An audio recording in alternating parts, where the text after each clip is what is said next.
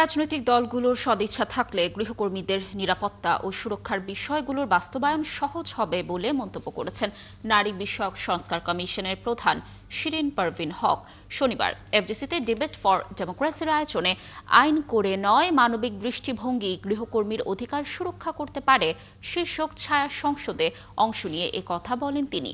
গৃহকর্মীদের ন্যূনতম নিবন্ধন নিশ্চিত করতে পারলে তাদের সামাজিক এবং আইনগত স্বীকৃতি দেওয়া সম্ভব হবে বলেও মত দেন তিনি আরো বলেন, স্কুল পর্যায় থেকেই মানবিক গুণাবলীর ভেতর মজবুতের পাশাপাশি গৃহকর্মীদের সাথে সুন্দর আচরণের ব্যাপারে বাবা মাকেও তাদের সন্তানকে শিক্ষা দিতে হবে। গৃহকর্মী হোক বা তৈরি পোশাক কর্মী হোক বা যেই কোনো শ্রমিকের জন্য একটা ন্যূনতম মজুরি বা ন্যূনতম বেতন সরকারকে বেঁধে দিতে হবে। তো এই জায়গায় যেটা দরকার, রাজনৈতিক দলগুলোর সদিচ্ছা দরকার।